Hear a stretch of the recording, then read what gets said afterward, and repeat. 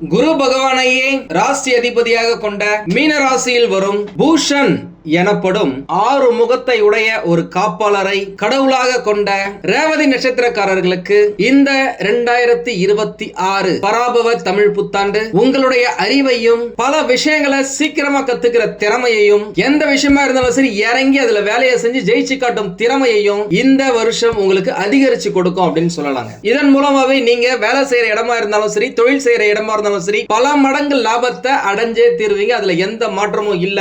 என்னதான் ஏழரை சனி பகவான் ஒரு பக்கம் நடந்துகிட்டு இருந்தா கூட உங்க ராசி அதிபதி குரு பகவானுடைய பார்வை உங்க நட்சத்திரத்து மேல 9வது பார்வையா விழறதால இந்த பர்சனல் லைஃப், கணவன் மனைவியிடையே ஏதாவது பிரச்சனை இருக்கு, காதல்ல ஏதாவது பிரச்சனை இருக்கு, வேலை செய்யற இடத்துல ஓனருக்கும் உங்களுக்கும் பிரச்சனையா இருக்கு, சூப்பர்வைசருக்கும் உங்களுக்கு பிரச்சனையா இருக்கு, மேனேஜருக்கும் உங்களுக்கும் பிரச்சனையா இருக்குன்னா அந்த விஷயங்கள் எல்லாத்தையுமே கிளியர் பண்ணி கொடுத்துருவாருங்க. இந்த காலகட்டத்தில் உங்ககிட்ட பேசுறவங்க உங்களுடைய திறமையை புரிஞ்சுப்பாங்க, உங்களுடைய சுபாவத்தை புரிஞ்சுப்பாங்க, உங்களுடைய இந்த உதவும் பண்பை புரிஞ்சுப்பாங்க.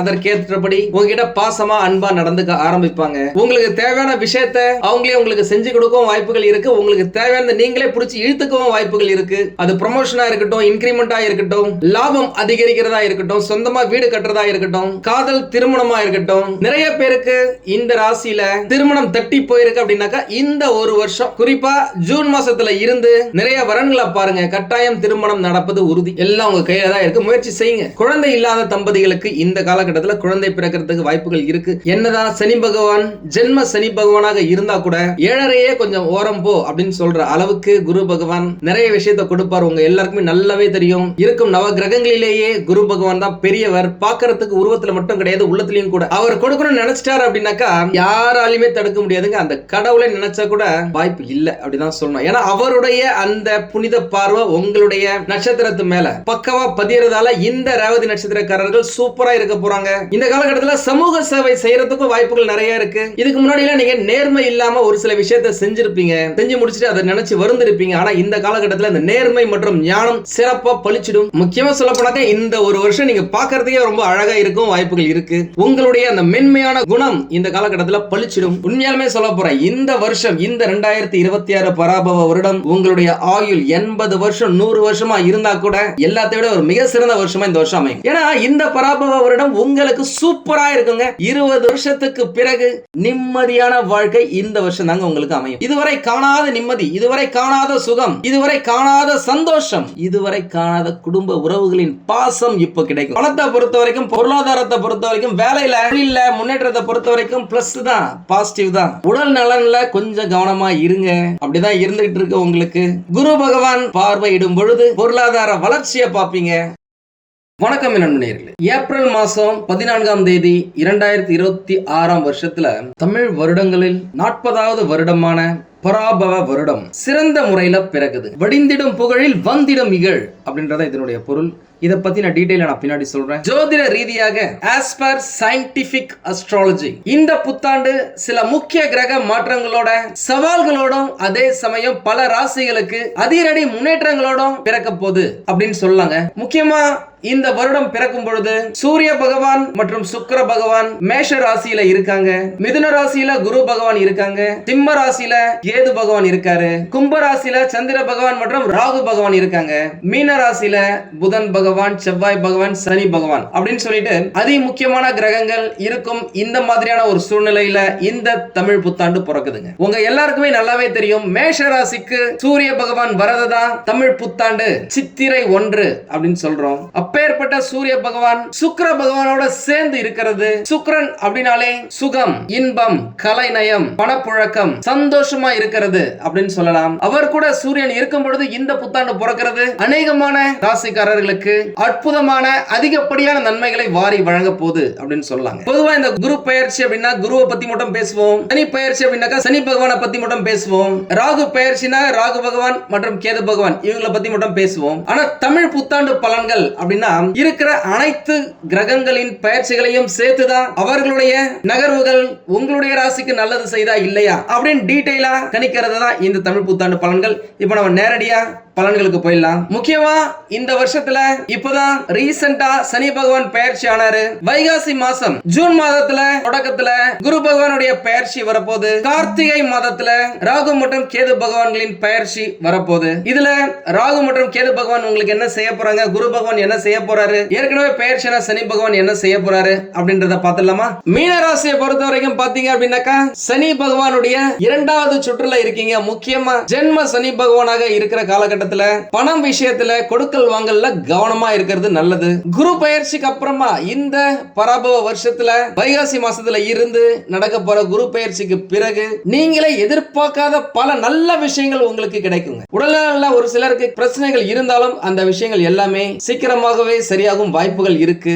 இந்த பராபவ வருஷம் மீனராசிக்காரர்களுக்கு ஒரு முக்கியமான வருஷமா அமைய போகுதுங்க. எனக்கா 7.5 சனி பகவானின் பிடியில சிக்கி தவிக்கும் உங்களுக்கு ஒரு வருஷம் ரிலாக்ஸா இருக்கிற மாதிரி குரு பகவான் பண்ணிடுவாரு. நம்பர் 1. நம்பர் 2 என்ன அப்படின்னாக்கா குரு பகவானுடைய பார்வை குரு பகவான் வீட்டுல இருக்கிற சனி பகவான் மேலேயே படுவதால சனி பகவானும் குரு பகவான் போலவே ரியாக்ட் பண்ணுவாரு. பணப்புழக்கம் ஓரளவுக்கு நல்லா தான் இருக்கும். அதே நேரம் தேவையற்ற செலவுகளும் ஏற்படும். வாழ்க்கை துணையுடன் சின்ன சின்ன கருத்து வேறுபாடுகள் ஏற்படுவதற்கு வாய்ப்புகள் இருக்கு. உங்களுடைய உடல் ஆரோக்கியத்துல கட்டாயமா கொஞ்சம் எக்ஸ்ட்ராவா கேர் எடுத்துக்கிறது நல்லது. ஆராய்ச்சி, ஐடி, இந்த டிசைனிங், கலை, தொழில்நுட்ப கல்வி பயில்வோர்களுக்கு இது சிறந்த காலகட்டங்க. முக்கியமா பாத்தீங்க அப்படின்னாக்கா இந்த வருஷம் உங்களுடைய ராசிக்கு ராசிநாதன் குரு பகவான் சுகஸ்தானத்துல அமர்ந்து விரயஸ்தானத்தை பார்வையிடுவதும் லாபம் மற்றும் விரய ஸ்தானாதிபதி சனி பகவான் ஜென்ம சனி பகவானாக உங்களுடைய ராசியில அமர்வதும் உங்களுக்கு நல்லது தாங்க. நீங்க எந்த வேலையை செய்யறதா இருந்தாலும் சரி அதுல ஒரு அர்த்தம் இருக்கும்படி இந்த காலகட்டத்தில் செய்வீங்க. நீங்கள் சிந்தும் வியர்வைக்கு ஒரு துளி கூட வேஸ்ட் ஆகாம குறைவின்றி தொழில வெற்றியை பார்ப்பீங்க. செய்யற தொழில கட்டாயமாக பொருளாதார தடைகள் கம்மியாயிடுங்க. உங்களுக்கு நிலுவையில இருந்த பணம் இந்த காலகட்டத்தில் லேட்டா வந்தாலும் லேட்டஸ்டா வர மாதிரி சிறப்பா வந்து சேரும். நீங்க கொடுத்த கடனா இருக்கட்டும், உங்களுக்கு வந்து சேர வேண்டிய பாக்கிகளா இருக்கட்டும், 2-3 முறை கேட்ட பிறகு உங்களுக்கு கட்டாயம் கிடைக்கும். ட்ரை பண்ணுங்க, மிஸ் பண்றாதீங்க. ஏன்னா ஜென்ம சனி பகவான் நடந்துட்டு இருக்காரு, குரு பகவான் சப்போர்ட்டா இருக்காரு. இந்த டைம்ல நீங்க ஸ்டெப் எடுத்து வச்சா கட்டாயம் கிடைக்கும். சொல்லுவாங்கல்ல, பார்க்காத உறவு பாழ், கேட்காத கடன் பாழ் அப்படின்னு சொல்லிட்டு கேட்டு வாங்கிடுங்க, பைசா வசூல் பண்ணிடுங்க. ஆன்மீக தேடல்ல இருக்கீங்க அப்படின்னா உங்களுக்கு புதிய நண்பர்கள் மூலமாக சில நல்ல தகவல்கள் கிடைக்கும். அது உங்களுடைய ஸ்பிரிச்சுவல் பவரை அதிகரிக்கும், மனசுல ஒரு நிம்மதியை கொடுக்கும். உண்மையிலுமே சொல்றாங்க, மீனராசில இருந்து நிறைய பேர் நம்ம கிட்ட போன் பண்ணதுல இருந்து எப்பா சாமி முடியல, பணம் கூட வேணாம், நிம்மதியை கொடுத்தா போதும் அப்படின்னு சொல்லியிருக்கீங்க. அந்த நிம்மதி இந்த காலகட்டத்துல உங்களுக்கு கிடைக்க வாய்ப்புகள் நிறைய இருக்கு. இதுவரைக்கும் நீங்க தேடி கொண்டிருந்த பல அற்புதமான விஷயங்களை தெரிந்து கொள்ளும் வாய்ப்பை நீங்க பெறுவீங்க. செய்யற தொழில எதிர்பார்த்த நற்பலன்கள் கிடைக்கும். எதை நினைச்சு கஷ்டப்பட்டீங்களோ அது விரைவில் நடக்கும். பொதுவாக மீனராசிக்காரங்க அப்படின்னாக்கா யாருக்குமே பயப்பட மாட்டாங்க. கழுவுற மீன்ல நழுவுற மீன் போல எஸ்கேப் ஆயிருப்பீங்க. ஆனா இந்த காலகட்டத்தில் எந்த இடமா இருந்தாலும் சரி உண்மையை பேசுவதற்கு சிறிது கூட தயங்க மாட்டீங்க. சவாலான பல விஷயங்களை நீங்களே முன்னாடி நின்று நடத்தி அதுல வெற்றி பெறுவீங்க. இதுக்கு முன்னாடி எல்லாம் ஏதாவது ஒரு விஷயம் அப்படின்னாக்க எடுத்தோம் கௌத்தம் அப்படின்னு சொல்லி ஸ்டார்ட் பண்ணி பினிஷிங் சரியில்லாம கஷ்டப்பட்டிருக்கலாம். ஆனா இப்போ தெளிவா புரிஞ்சுக்கிட்டு செயல்படுவீங்க. அதுல கட்டாயமா வெற்றி பெறுவதற்கான வாய்ப்புகள் 99.9999% இருக்கு. இந்த வருட தொடக்கத்துல குரு பகவான் உங்களுடைய சுகஸ்தானத்துல அமர்ந்து தொழில் ஸ்தானம் மற்றும் விரயஸ்தானத்தை பார்க்கறதால தொழில் நஷ்டம் இல்லாம போகும் ஆரம்பத்துல.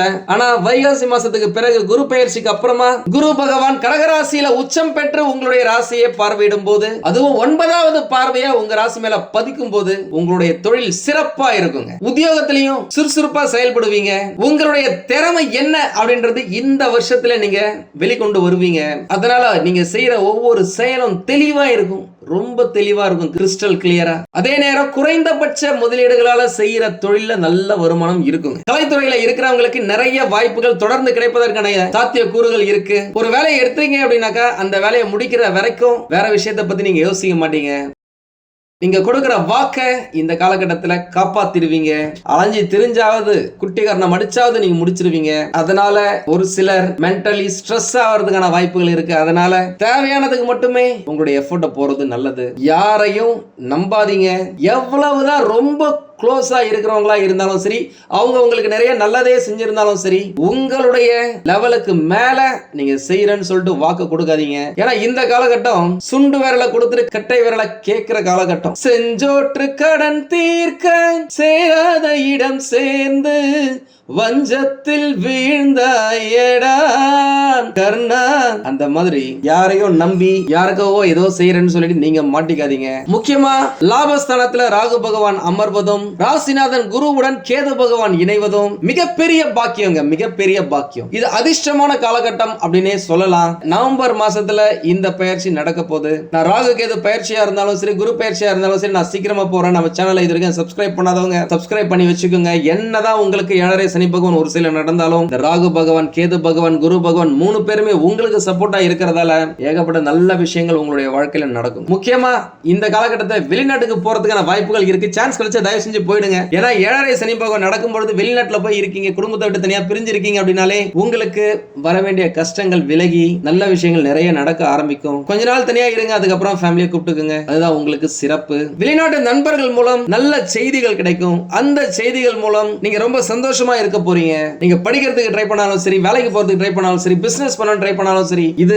உங்களுக்கு சிறந்த வருஷம். வெளிநாட்டுல அச்சடிச்ச பணம் உங்களுடைய அக்கவுண்ட்டுக்கு வந்து சேருவதற்கான வாய்ப்புகள் நிறைய இருக்கு. ட்ரை பண்ணி பாருங்க. நிறைய பேருக்கு அடிக்கடி வெளியூர் போயிட்டு வரதுக்கான வாய்ப்புகள் இருக்கு. மாணவர்களுக்கு கல்வியில பயில உதவிகள் கிடைக்கிறதுக்கு சான்சஸ் இருக்கு. படிக்கும் மாணவர்கள் தேர்வுகள்ல நல்ல மதிப்பெண் பெறுவதற்கும் சான்சஸ் இருக்கு. நிறைய பேர் ஆன்மீக சுற்றுலா போவீங்க. ராகு அப்படின்னாலே 2வது திருமணம், கலப்பு திருமணம், வெளிநாட்டுக்கு போறது, இது எல்லாத்துக்குமே அதிபதி. அவர் அந்த இடத்துல இருக்கும் பொழுது உங்களுக்கு ஏகப்பட்ட நல்ல விஷயங்கள், திருமணம் சார்ந்த விஷயங்கள் நடக்குங்க. திருமணம் ஆகி குழந்தை பேர் இல்லாமல் இருந்தவங்களுக்கும் பாத்தீங்க அப்படின்னாக்கா குரு பகவானுடைய பார்வை சிறப்பா இருக்கிறதால, குழந்தைகள் மற்றும் பூர்வ புண்ணிய ஸ்தானத்தை பார்க்கறதால குழந்தை பிறப்பதற்கான வாய்ப்புகள் நிறையவே இருக்குங்க.